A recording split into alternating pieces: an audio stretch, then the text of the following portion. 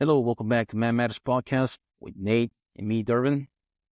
It's What's up, going. guys? Pretty Today we're good, going to man. talk about some 307 UFC. Yes, sir. Yes, sir. Looks like a really good lineup. Some really exciting main card fights there. Um, Obviously Paredes, great to see. Roundtree. Also, Kayla Harrison being fairly new to the UFC is also pretty exciting to watch her go because, she dominated her previous brackets. Where did she fight again? She used to fight World Series of Fighting Boys, PFL. No, PFL. Okay. yeah. She was very dominant there. It's pretty cool to see her come to the UFC and get, I think probably more competition. Um, and just see how she does there. Because her last fight was very dominant. We'll see how this goes. Yes. Especially, she used to be, I think, 155 in PFL. She's 135 here. Okay. Bantamweight, 135, 5'7". Dang. In judo, I think she was 170 in judo when she was competing. So I don't know how she's making that weight. I don't know. That's insane. I can't remember somebody was talking about Juliana Pena about her docking Kayla Harrison because she's calling out Amanda Nunes, calling because she had to. Yeah, she doesn't want any Kayla Harrison. Mm-hmm. To be honest, it's understandable. Kayla is a monster, so yeah. I think Kayla Harrison is out of the same camp too. American Top Team. Oh yeah, Amanda Nunes. yeah. That's interesting. Okay. Um. Yeah, also Amanda Nunes beat Juliana Pena on the ground, which Kayla Harrison ragdolled Juliana Pena on the ground. Yeah. She's eliminated with that. Yeah.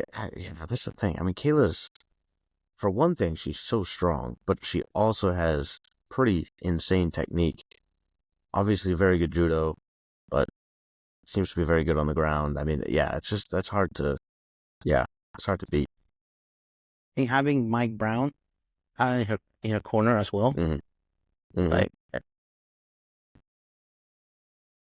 it's tough. And she's gonna guess her victim this time is gonna be Kevin Vieira. Yes, Yes. her victim. That's well chosen. I don't really know much about Kitlin. Do you? I know I've No, seen her fight, but I really don't know much about her. she lost against Raquel Pennington Okay. in January of last year, and then she fought last year in July. After that, her fight got canceled in June. That was Karine Silva. She was supposed to fight Macy Chiasson back Okay. in um January. But Macy she fought in the UFC that was in International Fight Week. Remember her? I think she was No, fighting after the fight with um Diego Lopez. hmm. I don't remember that, to be honest. Macy she has like a mohawk, like a mohawk. Oh, okay. Well, Vera, yeah, she's going 14-3. But I know much about her. But Kayla Harrison, maybe after what she did to Holly Holm. Yeah. Yeah. Yeah. Holly Holm being one of the top her division. Yeah. I don't see this going well. Kayla is going to make it to the top very quickly, in my opinion. Yeah, it's a matter of time. Yeah. And also, they have Joaquin Buckley versus Stephen Thompson. That's gonna be the main event of the prelims. Yes. Yeah. Do you remember Joaquin Buckley, what he became famous from? Oh, I feel like I should. No, I don't. I don't remember off the top of my head. He was like, he threw a kick and the guy caught it. He did a spinning kick off that foot. Yep. Like that's 2022. That's when he did that. I Yeah. think it was in the Apex. Athletic dude. Yes. Oh, ooh. Stephen Thompson is old. I didn't realize how. Yeah, he 41. fought. Yeah, he fought Tyron Woodley for the title when Tyron Woodley was a champion. He was to draw Oh. the first one, and then they fought each other, and then Tyron Woodley won a very, very boring fight against Stephen Okay. Thompson because Stephen Thompson is a counter striker. Mm-hmm. And Tyron Woodley striking partner is Ben Askren, but his coach is his coach is Doug Rose. Doug Rose is a good striking coach. Yeah. So, yeah, it was it was a boring fight. The second one, Yeah. but yeah, Yeah. he's still only been well for a while. Okay. He has some Oh, highlight in fight. It's like I think some guy did he get beat by Masvidal? oh, I don't know. It's interesting enough. So, uh, I listened to Joe Rogan and Bass Rutten talk over a podcast, and one thing Bass said was that he was lucky in that he got injured as bad as he did, because he said that was the reason that he stopped fighting at his like peak, essentially. Like he didn't keep going on because he's like, I definitely would have, but something he's grateful for is that he was very injured, and so he had no choice but to stop. And then he kind of like realized, like, okay, I'm done. Um, so I thought that was kind of an interesting one, because they were talking about a lot of these guys that just keep going, and they should not still be in there. But Yeah, especially guys that are getting finished a lot. Like it's sad to see him yep. getting Mm-hmm. finished. Well, we got Like Tony Jose Ferguson. Aldo in this card. Mm-hmm. One of And the Tony Ferguson as well. Like Oh, nine I fights know. losing streak. Oh, and that's the thing. Tony Ferguson could take a hit, and that's the thing he does, and it just like you feel so bad for him. He's not what he used to be. Justin Gaethje fight took years out of him. Mm-hmm. After It that, he did. wasn't the same. Mm-mm. No, it's so true. And Jose Aldo, I mean, he was gone and then he just came back. Yep. He's in the main card this time. Yeah. Yep. I'm trying to think. I feel like. Do you feel like he disappeared after the McGregor fight? Who? Jose Aldo. Well, he was like but he lost that one. Yes. The other guy that he lost decisively was against Holloway. Oh, But other than that, interesting. I don't remember. Yeah, of course. Now Marat Mm-hmm. beat him. Yeah. Was champion. Peter Yan beat him. Marlon Moraes, champion, beat Jose Aldo. Yeah. Alexander Volkanovski, champion, beat him. Renato Moicano, that just beat Benoit Sandis this past weekend, Yeah. got beat by Jose Aldo. Hmm. And Renato Moicano fights at 155. Jose Aldo fights at featherweight, Hmm. 145. Yeah. Yeah. and he beat Moicano. Mm. But now he fights a bantamweight. Jose Aldo beat Marlon Vera, Chito Vera. Yep. He lost to Peter Yan in 2020. Beat Rob Font, beat Pedro Munoz. And then this year he beat Jonathan Martinez when he came back in Rio. But technically, he only lost to champions. Yeah. I mean, dang. Peter Yan KO. Alexander Volkanovski, decision. Marlon Moraes, decision.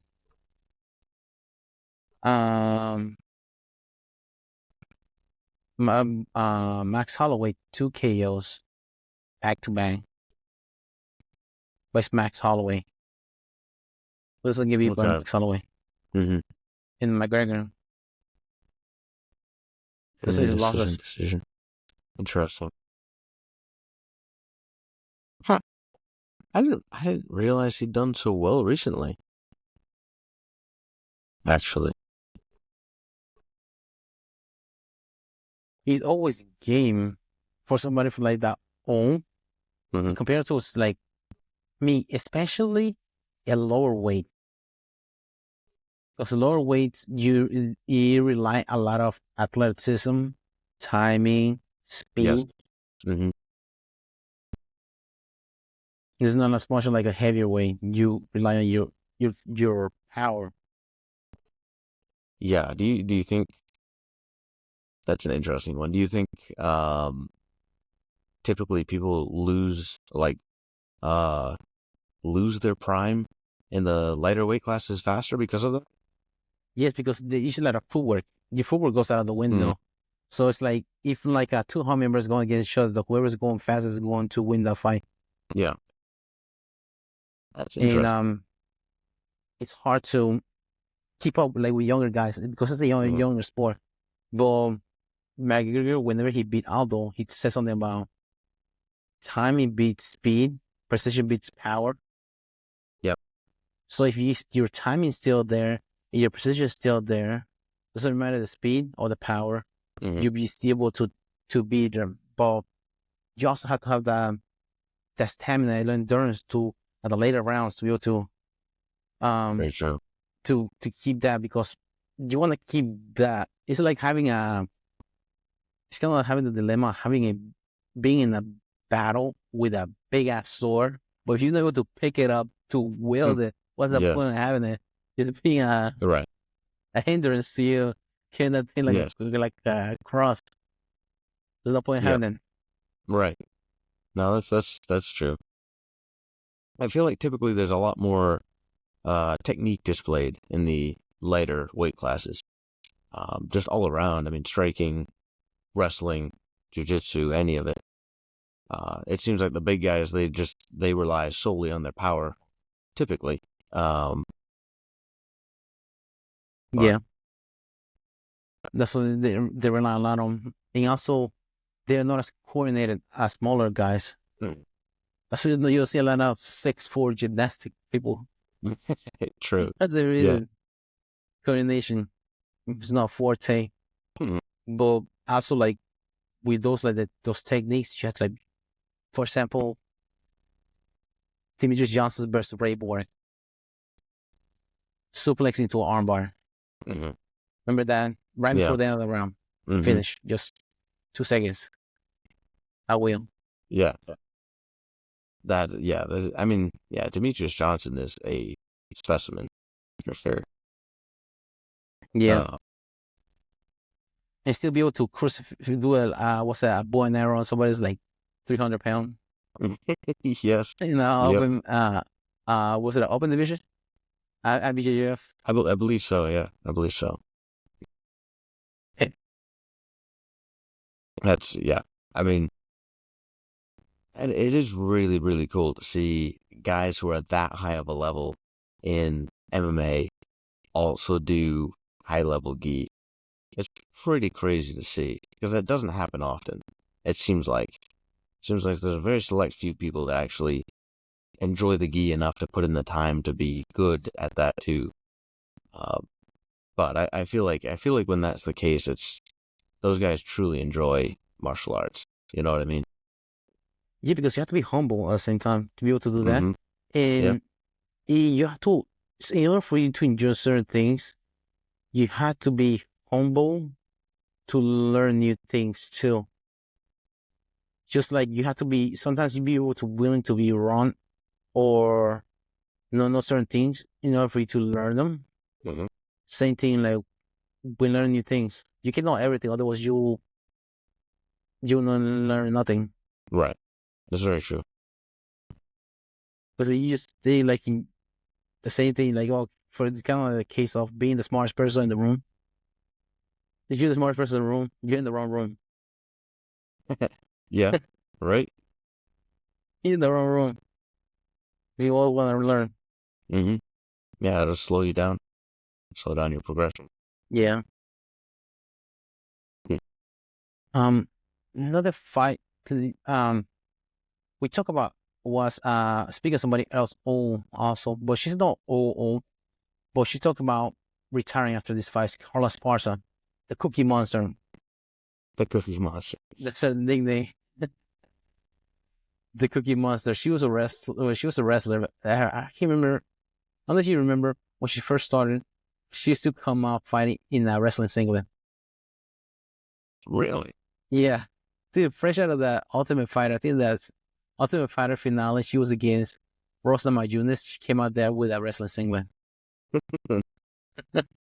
That's funny. and she's I, going against Tasha Pennington. Bishop Pennington. What did she specialize in? Was the reason Oh, why I say she's a striker, yeah. but she's more like a freestyle Okay. fighter. Wait. Hmm. Let's see. Tasha Pennington, striker, kickboxing. Carla Esparza, wrestling. Yeah, she beat Angela Hill back in 2021. Mm-hmm. So I think she had like a like a group of matches that she strung together. Like she was in the on a winning streak. She lost to Samuel Lee, lost against Jessica Andrade. I mean, Joanna Jacek. She beat Michelle Watterson, Karate Hottie. Mm-hmm. She beat Big Rollins. She beat Juliana Lima in 17. And she lost against and 16 against Rosta Majunas. But she being up and down. Yeah.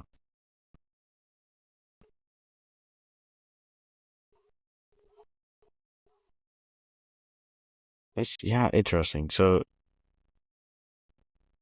I guess, yeah. I mean, I guess at that point, then it makes sense. I mean, you can retire when you're doing okay. You're not, you know, not in bad shape. I mean, she's a double champ. She's double champ. Yeah. She's the second. She's the second fighter to be double as a two-time champ in that Really? weight class. I don't know if Joanna Jacek was a two-time champ or not, Mm-hmm. but she's a two-time champ in that weight class because she beat Rosa Majunas for the title twice. Dang. Okay. I didn't realize that. Because she was inaugural strawweight champion Mm-hmm. when they made that weight class for the Ultimate Fighters. The final was her versus Rosa Majunas, and she won. Then she went against the boogeyman, Joanna Jacek. Jacek pieced her up, just and they just went on a tear. Then Namajunas beat Joanna. Then Carla Esparza came back, put a couple of fights together, beat beat Rose again, and then Carla lost against Samueli. That's the one that she lost with that like a weird crucifix rear naked choke. Yeah. Mm-hmm. Yep, I remember that one. I mean, she just recently had a kid too, Carla Esparza. Wow. Wow. Okay. That's crazy. And a lot of life changing events. Yeah, I would say. Another champion that was supposed to fight this weekend was supposed to be Aljamain Sterling, but he's out I due to saw that. injury. Yep. Did they say what? I haven't heard. I'm not sure. We can look it up. Because Oh, remember he yes. had that neck injury? See.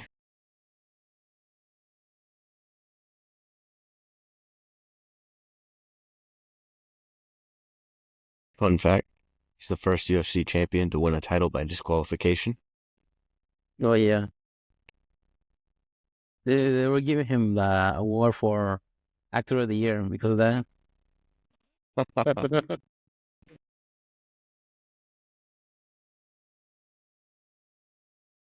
Had a shoulder injury. Okay. Yep.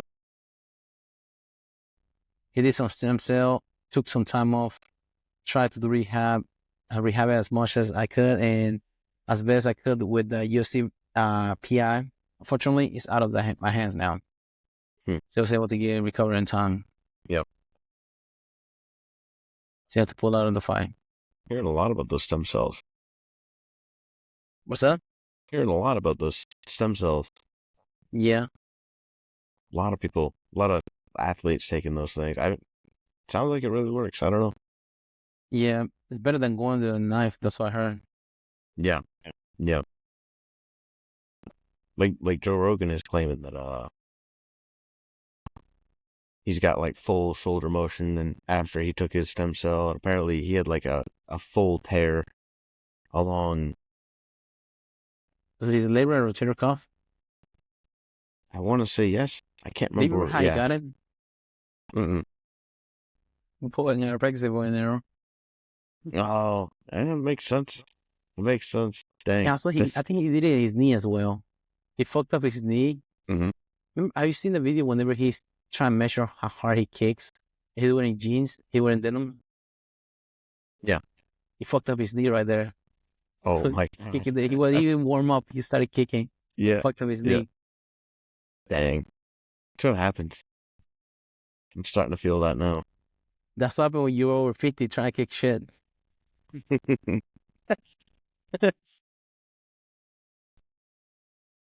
Yeah, but another fight is going on is Ovesam Pro versus Ryan Spann.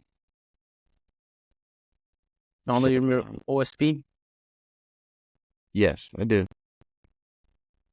versus Ryan Spann. Ryan Spann, he's like a one, like he has a good knockout. The Superman, his chest, that too. This wasn't terrible. I think he lost Okay. to Anthony Smith.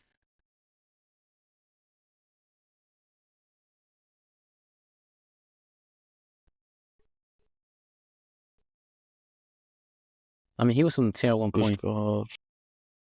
Sorry, was it? He was on the tail at one point. Yeah. It's Dana White's Contender Series. It's Luis Enrique. He beat Little Nog, Devin Clark, Sam Alvey. Lost against Johnny Walker, KO. Beat Misha Serkonov. Lost against Anthony Smith, Nick Show. Mm-hmm. Beat Ion Kutilaba. Beat Dominic Reyes. That was after John Jones, I think, 22. And lost against Nikita Krylov, Anthony Smith, and Bogdan Guskov. Dang, he's really bad with Russian, huh? It's like, Hey man, they're a scary bunch. yeah. And he's going against now, I guess, OSP. Sure, I think it'll be some good fights. Let's see if I can go. I wonder what's showing it around me. I'd like to go see it, but This Buffalo always still shows it right there. The one by me stopped. I don't know. I haven't checked recently to see if they do, but they stopped because apparently a fight broke out during one of the UFCs. So they're like, yeah, we're not buying it anymore. Hooligans, man. Hooligans, I tell you. OSP, he used to, I don't know if you know this, but OSP used to play football for the University of Tennessee. He was either lineman or linebacker. We used to play there. Really? And then after that, he started, to finish college, then he started MMA. It's funny to see people who start like late and still do extremely well. Yeah. But I wonder as MMA progresses if we'll see that less and less. You know what I mean? Because Yeah, because they're more specialized now. As far as the sport. right. Like for example, you see people like being good, like like like being like being good, like being progressive. Really, for example, the prodigy BJ Penn get his black belt in 3 years, Yeah. Yep. like crazy like that. But then you have all like kids that like, for example, in wrestling, you see nowadays they have this kid that's like 17-year-old. He made it Mm-hmm. to the World Team Trials finals. He'd be like world team members who like people that placed in worlds. He Mm-hmm. beat them to make to the World Team finals, like a That's World Team member. insane. Yeah. Well, that's the thing too. Like they're developing training programs, and then they're also like starting from a young age, and just like these advancements, I think are really gonna start showing. I mean, you see it in jujitsu. Um, I feel like we haven't as much in MMA, but it feels like it's bound to happen. Do you think because certain stigma against that as the I sport think itself? so. Hmm. I Because it's think like so. a frowned upon as a sport. It's like a Hmm. barbaric is being seen. Barbaric somewhat, but I think also just the fact that you don't want your little kid getting hurt like that. You know what I mean? Like Yeah, it's one thing to like enjoy and love the sport, but it's another thing to put your kid into it where, injuries are common and it's a lot. I don't know. I feel like a lot of parents would be intimidated by that yeah. more than like jujitsu where I mean, they might get hurt, but it's not going to be that bad. I can't remember, was it California? They have like a kids MMA commission. Really? They had a show about that. I didn't watch it, but I saw like commercials about Hmm. that. Like certain states they sanction like kids Hmm. MMA. I've seen a couple like smaller kids MMA where they will do like you can do strikes, but you can't do like anything to the head. You could punch the body or whatever. Which I mean that makes sense. That's good practice really. You can shut somebody down hitting to the body. So it's not like that's a bad thing to do. Um but yeah, I feel like a lot of people feel like it's too brutal to put your kid into. Yeah, Bass Rutten, he talks about like during sparring, during Dutch kickboxing, don't go hard to the head, but go hard to the body. Hmm. Whenever you let go. And also another thing for us, hobby, when it comes to grappling for kids, he doesn't believe in a lot of like choke or like certain like attacks.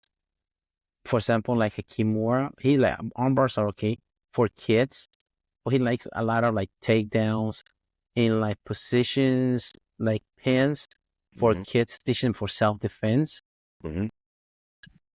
or not so much like for finishing move just yet to their like certain It makes age. sense. It makes sense. There's so much to learn that doesn't involve finishing techniques, even. That, yeah. No, I mean, that makes sense. The position is the important part, really. Once you get that, you can do what you want. Yeah, because it's like there's no point teaching a kid how to do omoplata whenever they're trying to do omoplata where watching them. Yes. Yes. Yes. Yeah. That's They very show the true. shoulders off. They have no idea how well it works. Yeah. But speaking of submission, OSP, I don't know how many, but he has a handful of finishes with the Van Flo. They're going to change the Van Flo in MMA to the OSP, the Sam Proof choke. Okay. Because when people try to get a guillotine on him, he'll go for the Van Flo choke. That's funny.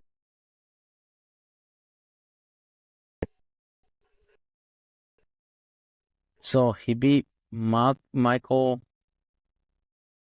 Oleksiak Van Flo in 19. He beat Yushi Okami Van Flo 17. He beat Marcos Rogelio Lima Van Flo 17. He beat Nikita Krylov 14 Van Flo. He had a huge amount of just Van Flo finishes. That's crazy. I mean, that's a interesting move to have as your bread and butter. Especially somebody that has long arms. Mm. There you go. There you go. He has the most Van Flo chokes in UFC history. He has 4. I'm not surprised. They don't see those very often. Mm-hmm. Who is the other guy? Is it Alexei Olenek? You know that Russian? He's heavyweight. He looks like Nosferatu. Okay. He is the one. He can do a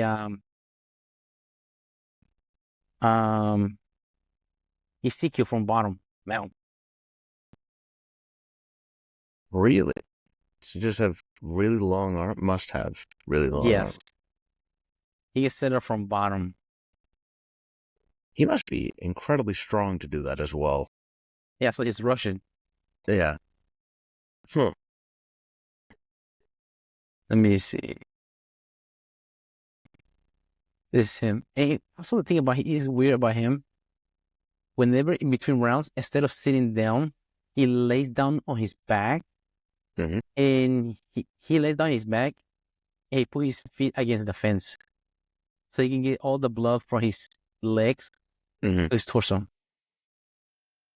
Interesting. I mean, it's a technique, I guess. I don't know. I feel like your footwork is pretty important too. Yeah, but look at him. He looks like a Russian Nosferatu. You know Nosferatu is No, I don't. the the Dracula.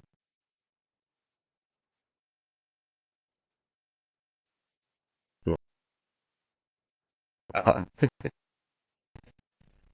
This is Nosferatu. that's funny. That's very But he does the Ezekiel of bottom. He that showing somebody backstage how to do it. He said whenever he gets it, he gets his forehead in the cheekbone of the guy, Mm-hmm. and that's how he able to sink in the Oh, the choke in okay. there. Mm-hmm. I was gonna say, if you're relying on your arms for that, that's some strength right there. Uh-huh.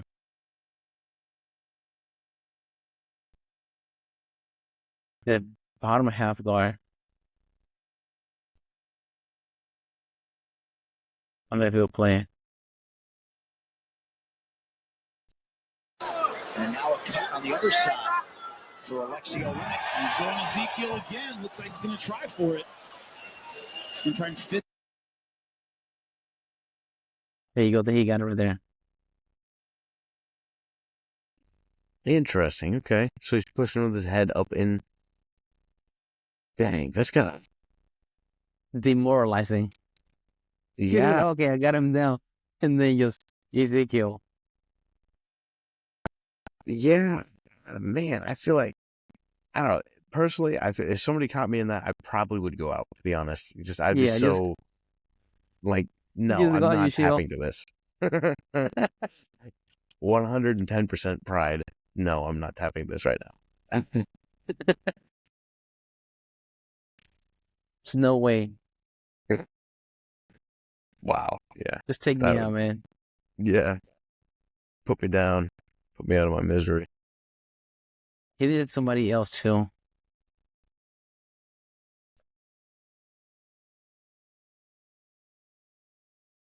Yeah, so the most, was looking for most.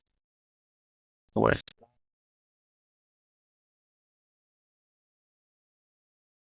Most CU wins in MMA. Yeah, that's also believable.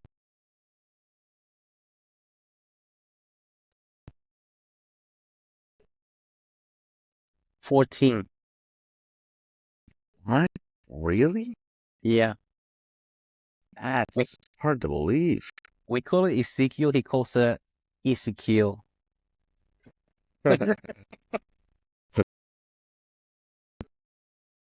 Damn.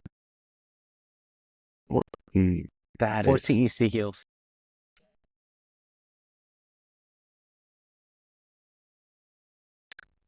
Guess what his favorite bread is? his favorite bread. Ezekiel probably.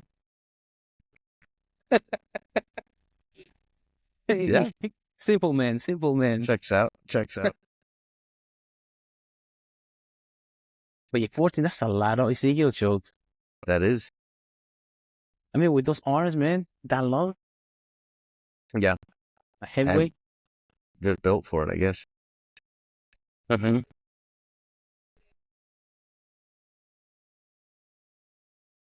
See, who else do we got in the card? So back to 207. Yeah. The Jose Aldo. When so got the Kevin Holland. Roman Dolizan. I know that guy. I don't. Oh, He was the one that used No, Anthony of course Smith I as a punching bag in the Yeah. fight. know. That's a mean dude. He's got Mm-hmm. He's the one that likes camping out, be away from everything else. Likes, Oh yeah. remember the countdown? This is always he has his own like mug. He cook his own coffee over fire.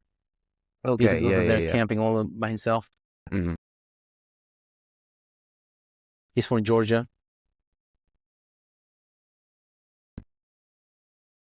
That's that's a mean dude. He's got Marvin McCory. He's on a decent little streak right now. Yeah. Let's see, 3, 4, 5, 5 fight win streak right now.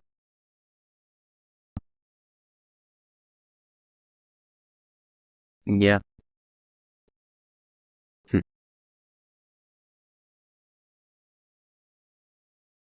And then he has loudmouth. yeah. Kevin Holland. But he did a Trailblazer, right? Yes. Yep. Do you He's know? something else, man. Yeah. Where did he get that nickname? Trailblazer? Yeah. I'm not sure. Hmm. Because also he has a black belt under Travis Lutter. He's a good jiu-jitsu guy. Okay. Hmm. What's the reason I want to say he almost beat Anderson Silva in his prime?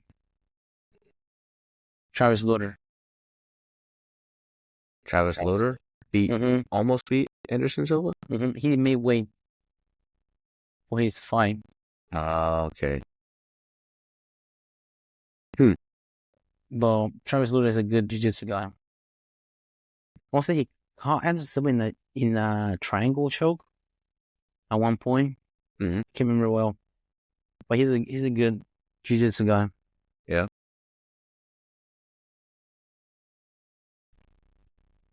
But man, Kevin Holland, when he was going against Stephen Thompson, he made a gentleman's agreement of no wrestling.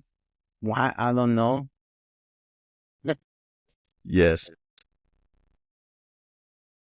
Who was he going against? That he was in front of DC. He was against Bronson. He was telling DC, "Hey, DC, help me, man. What do I do from here?" Asking DC to come in the Yeah. what do I do, man? Come on, coach me, man. He was a mess, man. For real. Dang, that's gonna be so weird for DC. Yeah, like, man, if you waited until just now to ask me for questions about how to Yeah, wrestle, you're too yeah. late, man. You already locked the cage. It's We're too past late. that point. Yeah, you should ask me before her being asked, "Are you ready?" Yeah. You said you were ready. Yeah. Hamza Shemaev ran through him 213 during that Yeah, UFC yeah, 279. That was a weird one. Remember 279? yeah. That was oh yeah, sure.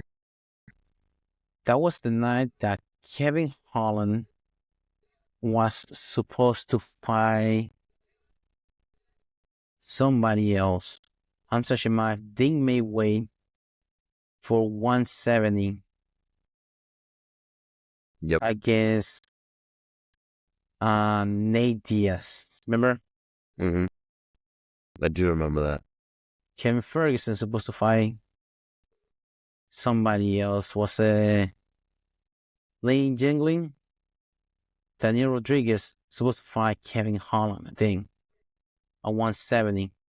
So they put Lane Jingling versus Daniel Rodriguez cashweight. They put Hamza Shemaev, Kevin Holland cashweight, and they put Nate Diaz versus Tony Ferguson at welterweight. Mm-hmm.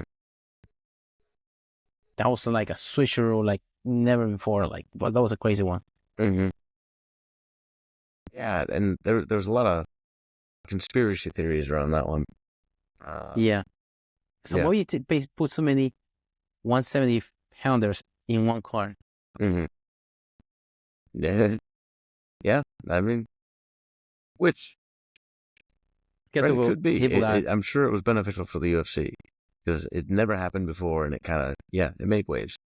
So yeah, especially two badass like Tony Ferguson and Nate Diaz. right. Yep. You can never turn that down. Those two.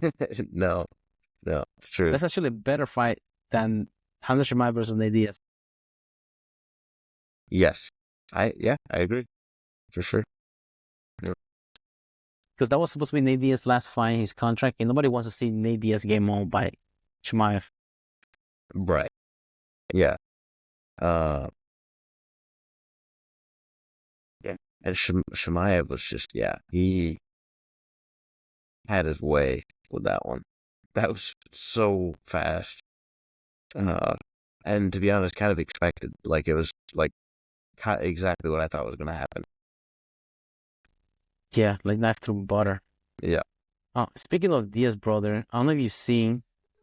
I've seen a video. It popped up on my Instagram. Your boy, the other Diaz is training. Nick Diaz. He got a match. Yeah, he has a training. He has not a training partner, but he has a dance partner now. Dance partner? Luke. Luke? Mm-hmm. I Okay. think he's gonna be in the December card. Vicente Luque. Really? Yeah. Let me see. That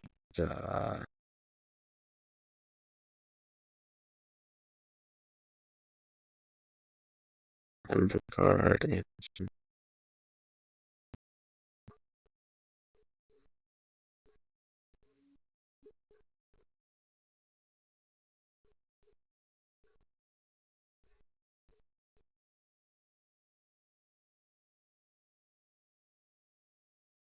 Hmm.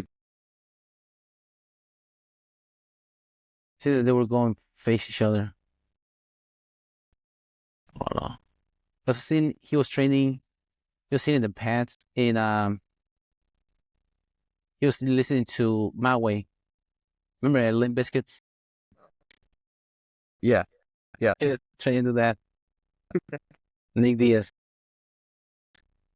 He said Damn. 70 days from Saturday. It's hard to believe. Okay. I mean, cool.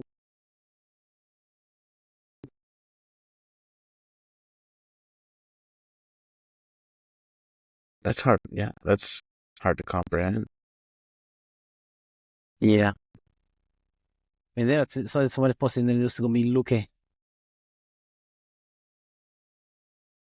Say that again. Sorry. In there in the comments they said it was Luque. It's gonna be his fighter because it was crap early on in the year. Yeah. Because they're fighting each other.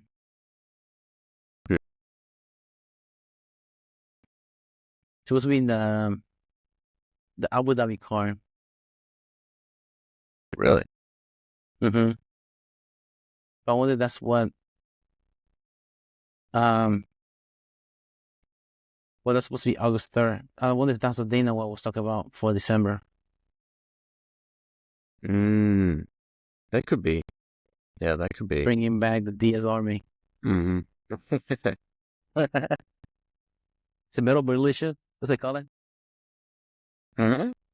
Metal militia. That's what the brand they always wear. Yeah.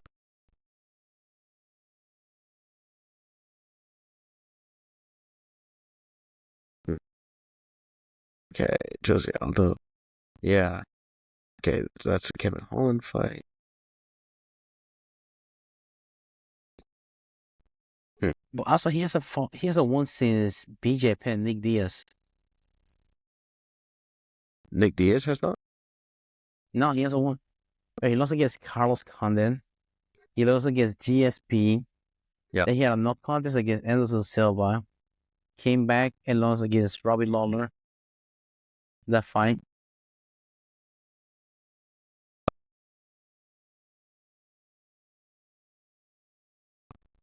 How long has it been since he's fought? It's been Was it 2012? 2011 when he beat BJ Penn? Robbie Lawler was the last actual fight at 2021. Mm-hmm. Anderson Silva. There's no contest. Yeah.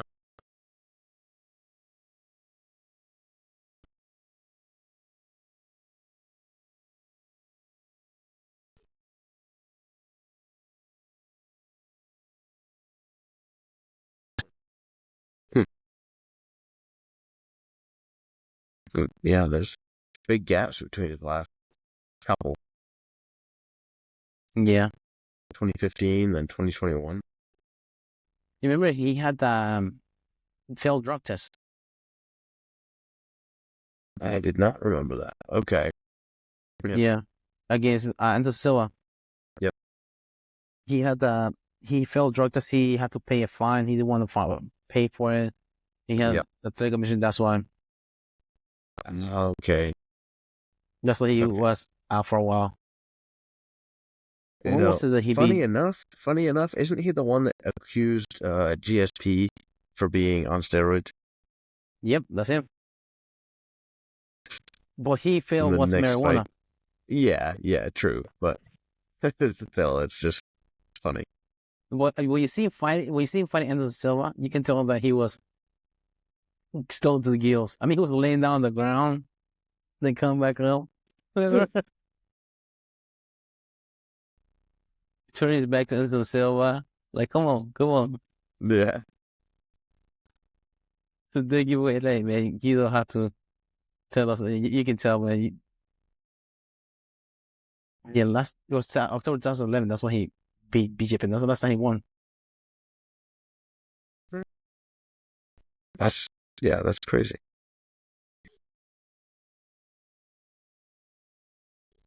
BJ Penn. I'm trying to think. I mean, that's an impressive win to beat BJ Penn, obviously. Mm-hmm. He must have been out of his prime at that point. Like, I don't see how that could he was happen. coming out of his prime. Yeah. BJ Penn, Mhm. because he had just recently lost against Frankie Edgar in 2010 at 155, lost his title. Okay. Then he went against Matt Hughes. I think he beat Matt Hughes again. That's 11.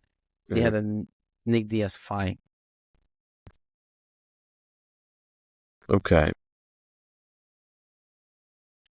So he was not just out of it just yet. Mhm. They're losing fights like when he was in the losing streak.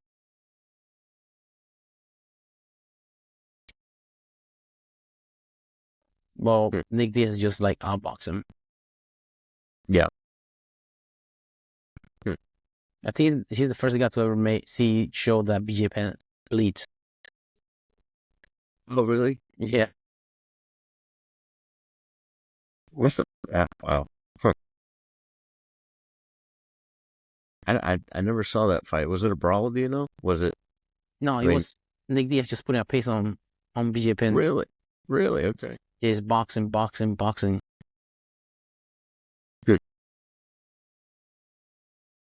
Hmm. Yeah.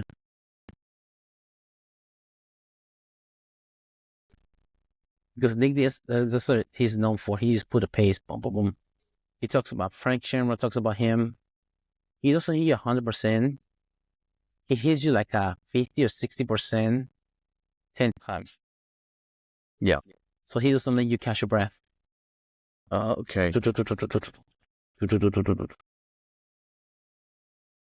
It's an interesting, yeah, interesting style. How some people do that, and some people just rely solely on the power they can generate.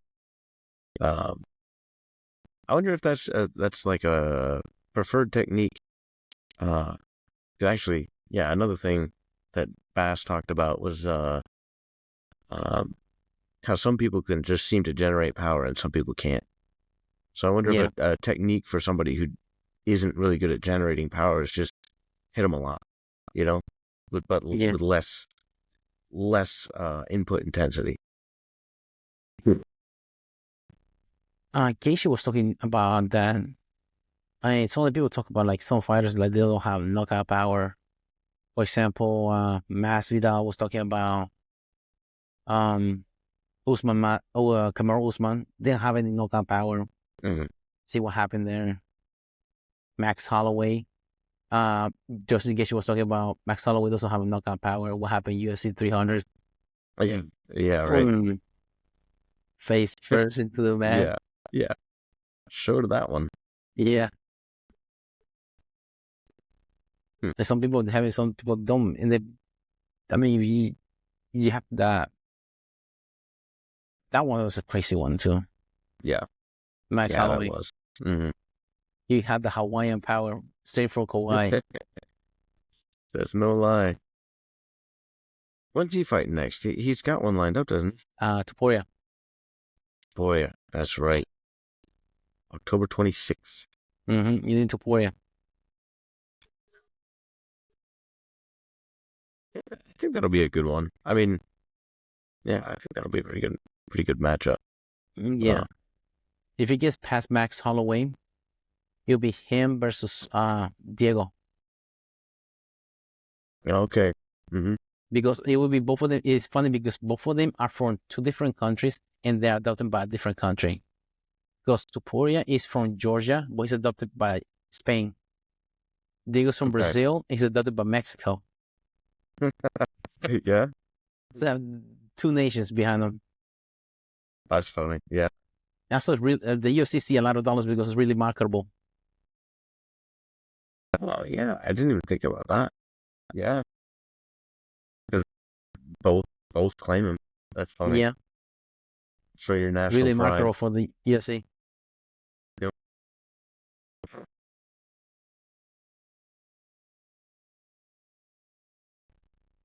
Is there any other Brazilian? Is it 125? No, another Brazilian champion. Another Brazilian. Yeah, currently you can think of. Is it Pantoja 125? I could not tell you that. Totally. But so yeah, I think it was like a Lyft or a Uber driver before, like a year or two before he became a champion of UFC, 125. Okay, yeah. Yep, His dad left him when he 125, was a little 34 years kid. old. When he won the title, said, "Look at me, Dad. Look at me now." That's crazy. That's crazy. Can you imagine? Yeah. Can you imagine a kid seeing you do stuff like that? Yeah, it's possible. Yeah. Yeah, that's what I want to piggyback today, like during the episode. Yeah. Something like the main event, those two guys, they're like, just like a lot of stories that we look up to, like the hero's journey, like overcoming adversity. Mm-hmm. And like these two guys, Alex Pereira, he was a school dropout at 12 years old. He dropped out of school. He started working for a local tire shop, Mm-hmm. and that's what he made a living out of. Then he found kickboxing as an outlet, as martial arts. He went to fight, was it Glory? That's the name of the organization. They fought in. He was like a double champion there, Mm-hmm. middleweight and light heavyweight. And despite he found success in there, he there's still like a hole in there because he wasn't. He was like a really um he like it was like a lot of money in it. Yeah. It is the Glory, yeah. It was a lot of money because he like went back to working in the tire shop in there. After he was a double champ, and what's the name was talking shit about him 12 years ago. Somebody took a picture of. I don't know if you've seen the picture of him in Google Maps. The picture of what? No. Of Pereira. No. So do you know how they have Google Maps? Yeah. They did one. Uh, this is a tire shop right here. This guy right here in the background, that's Alex Pereira working in the tire shop. That's funny. Yeah, that's him in the back. That's so funny. Huh. That's a pretty cool shot. I mean, Mm-hmm. oh, The who would have thought that will be one day that guy will become double champ. for sure. And he said he thanks Israel Adesanya because he was the one that like he was like man, I can't remember who was Robert Whitaker was talking about like what the fuck was he thinking about, like he was in working at this is another one here. He was working at a tire shop, being a drunk at a bar, Mm-hmm. and then he decided to challenge him and come and fight in the UFC, and look what he did, destroy everybody. Yeah. Well, yeah. I think even pretty sure Dana was talking about Pereira when he talked about it. But he was saying like he didn't expect this guy to come from kickboxing to UFC and like put people out. He was like, this guy's gonna come in, get taken down, somebody's just gonna massacre him, but not at all what happened. And it's another one of those things. Like this guy, I don't know how he generates the power in his punches that he does. You know what I mean? Yeah. I know he's a big dude, but like, the power that he has is pretty insane. Like if you told me he hit harder than Francis Ngannou, like before I knew, Mm-hmm. I wouldn't believe that. You know what I mean? Yeah. There was another kickboxer that was around the same weight class as him. I can't remember his name, but he fought like other fighters like Father Hari. He came into the UFC. He was a glory champion at one point, but he didn't do well in the UFC. That's probably what like Dana White was talking like. Well, he's another guy that's coming into the UFC, and he's just going to grapple, and Mm-hmm. he's going to be. But Pereira, he had like a couple of matches before in MMA before, and then he went back to kickboxing. But he had a couple of MMA matches before he came to the UFC. Okay. But also you have to take consideration that the guy that he was training with was Glover Teixeira.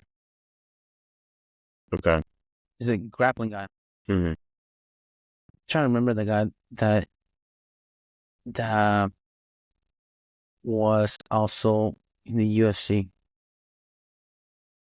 I think I can remember his name now.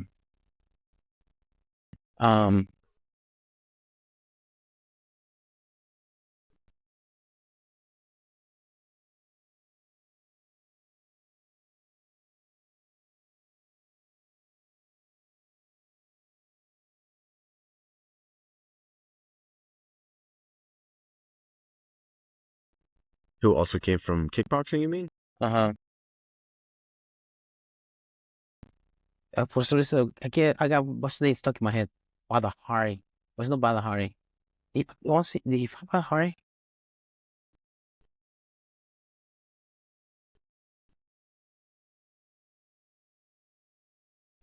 Badahari is a badass kickboxer.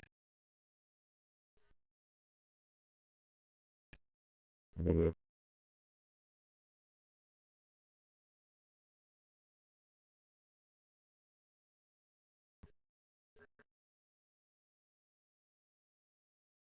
Gokasaki. That's his name. I know you remember him. So what was the name again? Gokhan Saki. Gokhan. Last name is Saki. Saki. He came to the UFC. Okay. The rep.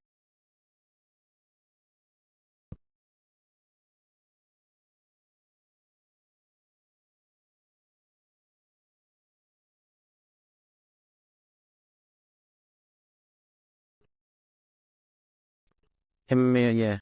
Oh, look who retired him. Speaking of the devil, he's gonna be in the main event for this weekend. Claire Roundtree Jr. Mm-hmm. Mm-hmm.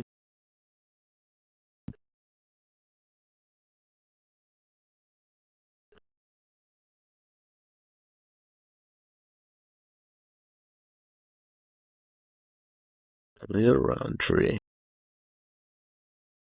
The Warlord. Mm-hmm. He was a really good kickboxer, but then he came to the UFC and he just got ragdolled by like because he was like really that good to be like into the UFC. Okay. And look Pereira just like he I don't know he made 185 because he doesn't look, for example, you saw the video against the heavyweight. He doesn't look that fat, Pereira. Mm-hmm. And he's like walks around 230, so like how did he make 185? I know. That blows my mind. Yeah. It's crazy. It's that high school dropout strength, man. Yeah. Does something to you. I mean, bending rims since 12. That's Yeah. strength. True. Another adversity is about Khalil Roundtree. His story is gnarly because he lost his father when he was 2 years old. Mm-hmm. His name is Khalil Roundtree Jr.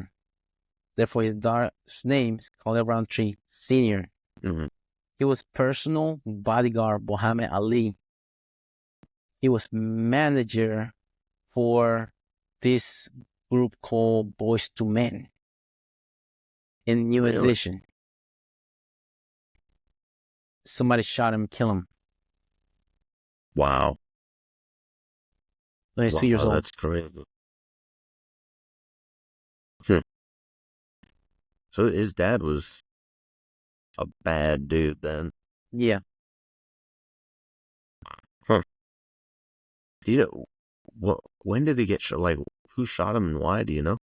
I'm not sure. I saw like just bare minimal details. But Okay. he's talking about during the countdown about his dad that he was killed. Mm-hmm. About a lot of people came to the funeral. Mm-hmm.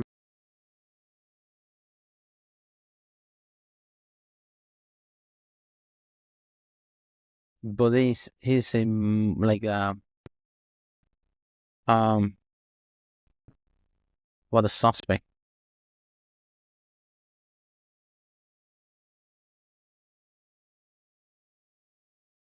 His road manager slain Hmm. 3 people.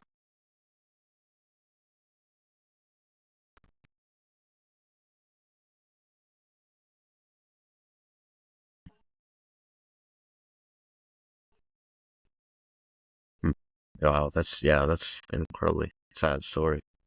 He said it happened in the elevator, do it in a hotel. Wow. Wow. According to this 1992 article, um,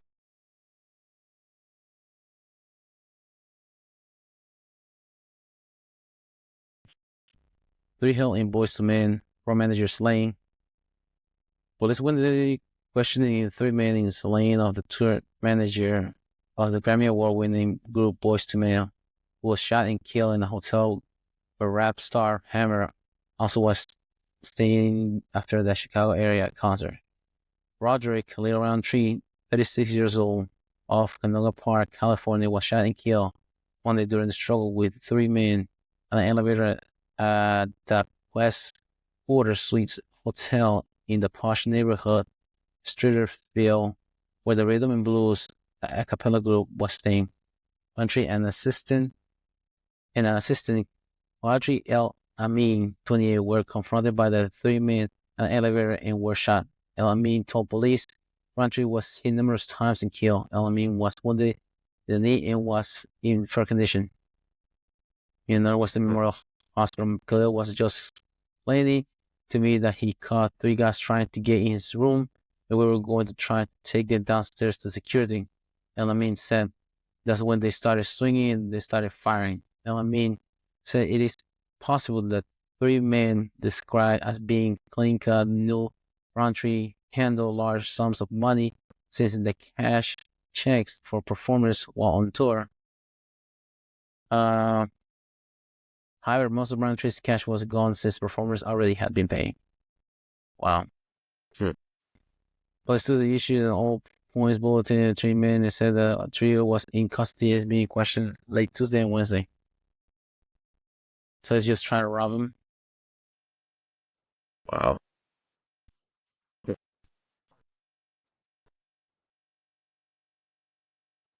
That's what a.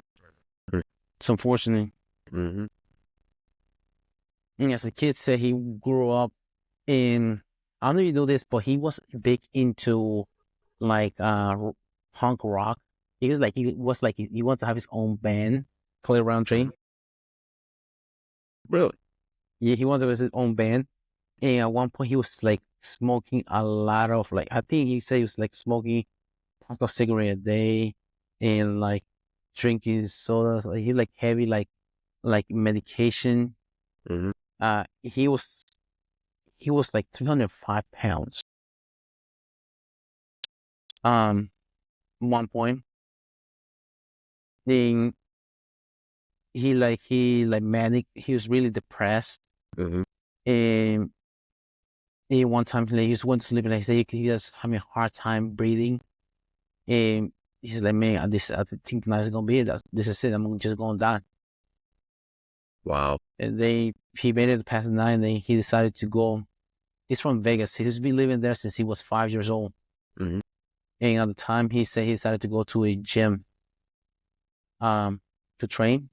Mm-hmm. At the time, it was Vanderlei Silva's gym there in Vegas. Okay. And he fell in love with Muay Thai. And I can't remember if he had like, enough money to train there or not. But he was like the manager. He worked like the front office there for the longest in there. Okay. Mm-hmm. But this is him right here, 2010. It's a picture of him. Wow. Was 300 pounds. Yep. Quite a difference there. Yeah. and then he started a journey getting better. Yeah, it is interesting to hear him talk about, oh, we're still human and all that, because it really is easy to look at them as if they're not human, like champions and really good fighters, because you think, oh, it's just it's different for them, but it's not. They see the same stuff we do. Um, they just have a different response to it. Then, just that's an interesting point.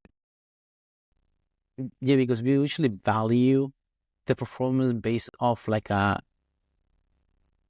5 minute intervals. Mm. The performance in every 3 months at a time if they are highly competitive. That's what you should base it off. But there's a lot of things going to happen between those times every time they go in there.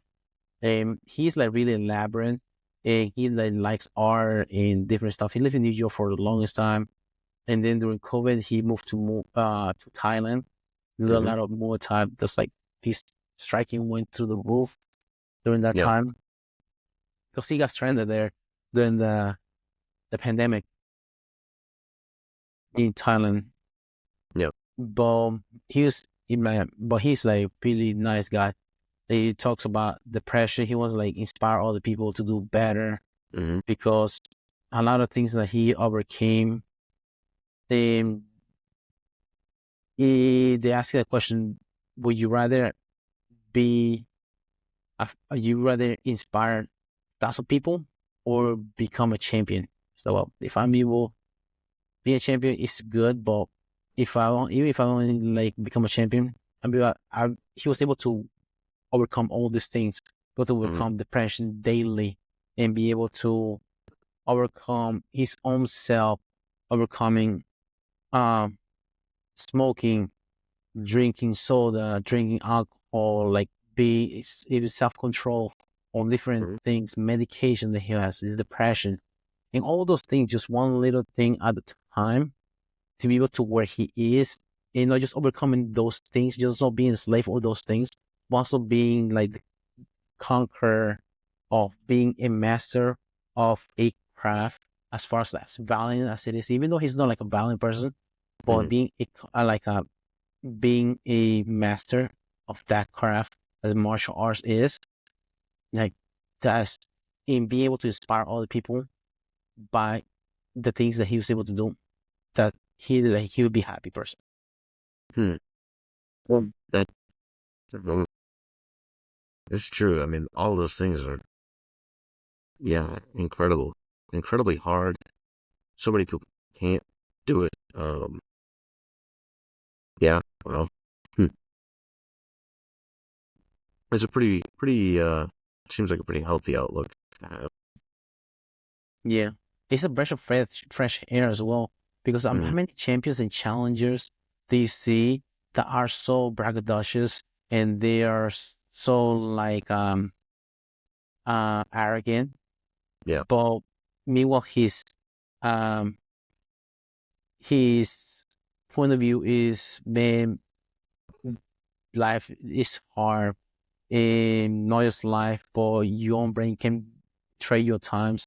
They can send you into a deep hole, and if you let it take control of you, it will destroy you. And you can overcome it by trying difficult things and overcoming physically. If you can do it physically, mentally you'll be able to overcome it as well. And if you're able to do that, life is gonna be great. And if you're able to inspire other people to do it at the same time, that's beautiful as well. And also be able to not get so tunnel vision on the goal as far as the championship belt, even though that's the end goal, because the end goal, not so much. A lot of people get so focused on the end goal or the championship, but the championship comes with a lot of responsibility. Also, it comes with a lot of limelight and a lot of resources, sponsorship, things like that. But all those things come along the way. It will just make your life easier for other things. For example, uh, like a writer for your book, or those kind of things. resources that you want to be able to, or money to be able to facilitate resources. For example, like Alex Pereira is champion right now, be able to provide for people in his town. But in the countdown, he was showing that he was giving out things to people not so he could show up, but also he wants to inspire other people to do the same thing for others.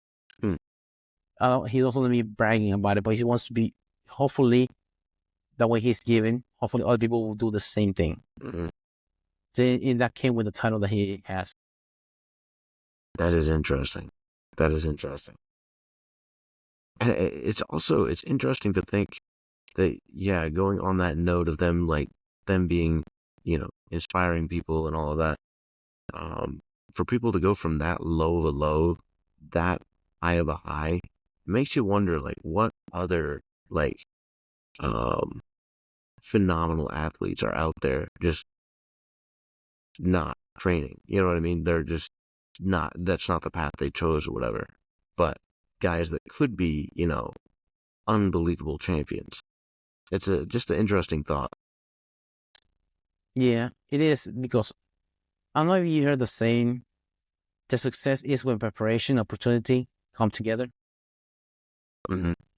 So like a lot of people, they have the potential to be great, but when opportunity comes knocking, they never prepare for it. Yeah. They never practice for it, and they never they never be able to. And then a lot of people, they really work their asses off, and things never plan out for them. Have you ever read that book? I think it was I think it's 10. No, it was Outliers by Michael Gallo. Okay. It was about the longest contestant in the show Jeopardy. He's he has a high IQ, and it talks about him, about when he was growing up, he had his stepfather will always lock their fridge when their mom will go work in the diner, and they always they had a trouble with confronting authority, and he was afraid of authority. And as he graduated high school, he moved with his grandfather, and he had a car. And then I think graduated high school, he went to a college out of town, but he had he had a homesick, and he didn't do well in the first semester, so he went back home. He didn't do so well the semester. He was going to another school that was local. He was driving in one of the classes that he was in, was in the early morning, but his car broke down. And he was talking to his professor. Hey, is it okay if I can change, instead of doing this class, can I do in the afternoon? He looked at the guys. He looked at his GPA, and look at his previous class. Well, it looks like you're not doing so well in the previous semester. You're a knucklehead. You think you're just going to do things your way, and I'm not going to change you. So he still has to catch a ride with a local farmer in the morning, so he can go to the class. And he was able to adapt, what's the word? Be able to be somebody really big good in society with how smart he really was. But when he was able to go into Jeopardy, he had the record for the longest person in Holland Jeopardy. Answer the question. And he decided he didn't lose. He decided just to just stop playing, because he knew that the chances of him losing was gonna be higher than him winning. And he started stop playing. But meanwhile, he never had an opportunity for him to be able to have a PhD on a certain stuff like that. But meanwhile, you have somebody like Oppenheimer that had the opportunity there. He poisoned his mentor, almost killed him, and still was able to be the head of the Manhattan Project because he was really persuasive as a person. Yep. Yeah, that is yeah. It's a time and a place, and the preparation is essential.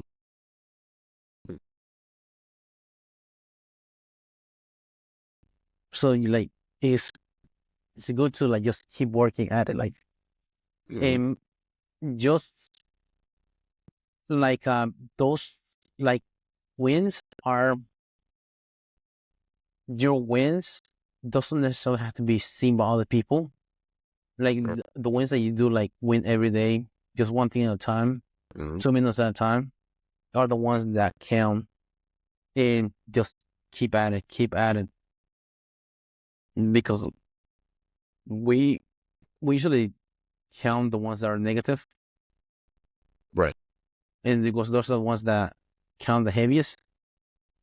But those are the ones that we keep going at it, be able to be doing the good things. I don't know if this guy, his name is Jaden Cox. He was like, he made the team. I don't know how many times. Out of those, only like he always plays like top 3. And he said the toughest battles that he ever fought were the ones that every day, that's within himself, just like mentally, he's just like, I mean, it's difficult for some people. I mean, like, can you imagine being somebody just came from the moon when being that high? It's a higher the high. What else can be compared to that? Like, it just like, sometimes it feels like if you're like, it's easy to get down on certain things, get you. Yeah. So just, it's okay to be humble, certain things to build back up. Yeah. Yeah. Because life's gonna kick you in the ass all the time. That's what you're Yeah, gonna guarantee all for the time. sure. Yeah, no, those really does come down to those little battles, because those added up are much bigger than the big quote unquote battles. That yeah, no, that's, and really, like, you see that with so many of the champions, is like what sets them apart is the fact they make their life. You got like Gordon Ryan. Like, if he's not on the mats, he's studying. Bass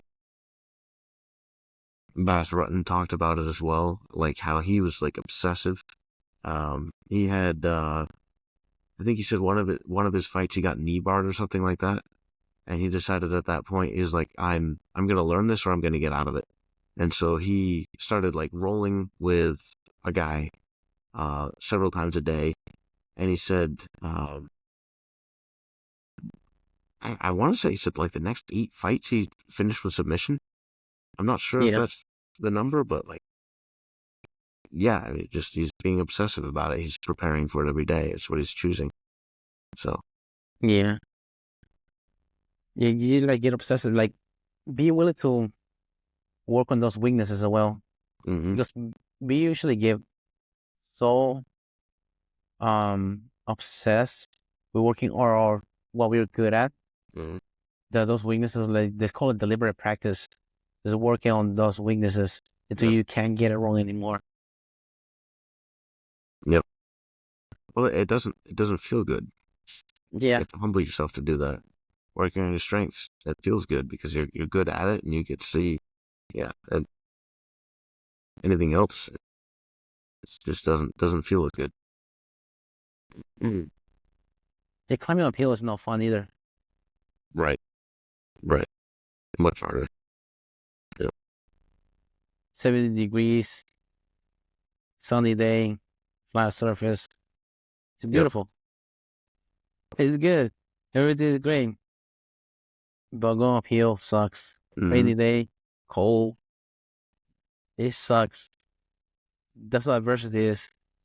Yeah. No, that's true.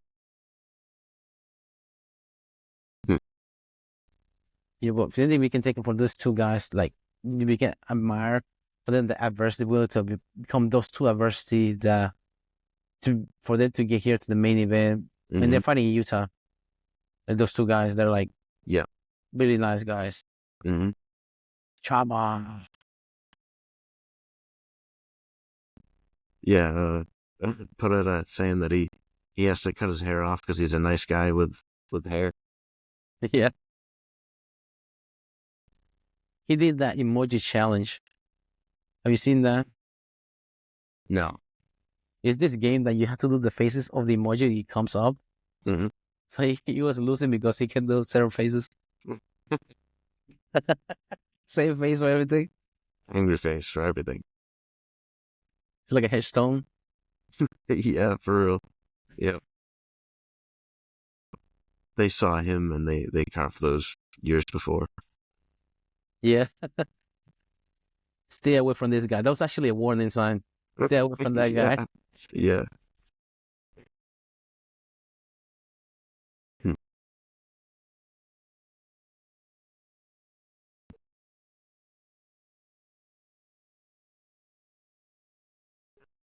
Hmm. Yeah, man. Yeah. I mean, definitely, I don't know. Looking forward to 307. I think that'll be October What are 5th. your picks for the main card? Mm.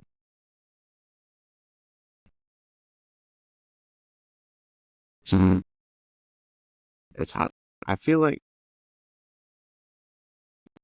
I don't know why, but I get this feeling that this one's gonna be an upset. I think Roundtree might have this one. Really? Yeah. I don't know why. I have that feeling. Crazier things have happened. Oh yeah. Um Juliana Pena versus Raquel. I don't know. What hmm.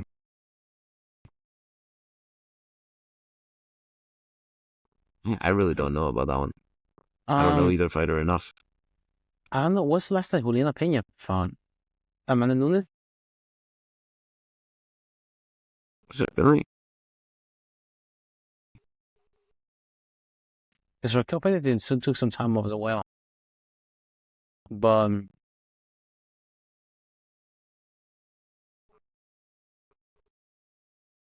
Yeah, Amanda Nunes. Well, no, that's canceled. Yeah, Amanda Nunes. Okay. 2022, Mm-hmm. July 2022, last time she fought. She was hoping she would get a trilogy fight with her. Then she got injured. Yeah. That's Yeah. why it was canceled. Okay.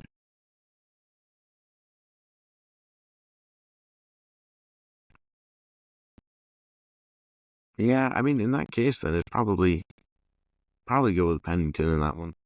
Yeah, Um, really more active. yeah, yeah. Yeah, I think I want to get Pennington as well.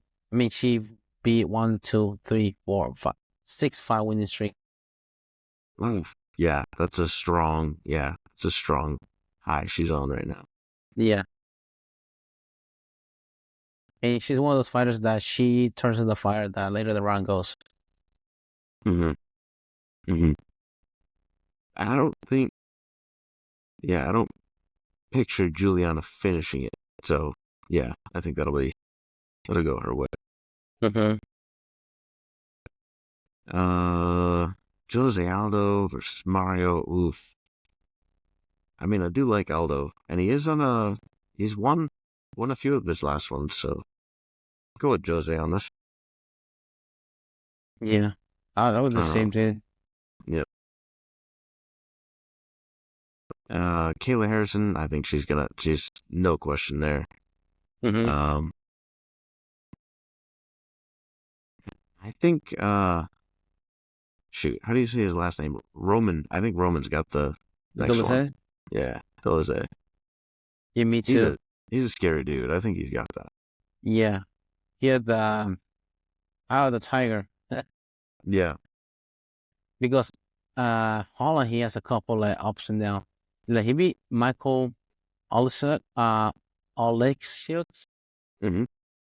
in June, but he lost against MVP in Mm-hmm. Jag Magdalena. He beat Michael Chiesa. Michael Chiesa used to fight 155, went up to 170. Michael Holland fights 170 and 185. Mm-hmm. He beat Santiago Ponzinibbio, but he lost against Wonderboy Thompson, Hamza Shemaev. Before that, Yeah. Yeah. he beat Tim Mins. He used to fight 155 too. Alex Oliveira used to fight 155 as well. Okay. Yep. Goes against Marvin Vittori, Derek Bronson. No contest against Carl Deckers. Yeah, I think Dolce is coming. He has a lot of winning streak. Also, he just beat Anthony Smith at light heavyweight. Mm-hmm. And this fight's at 185. Yeah. Yeah, that's...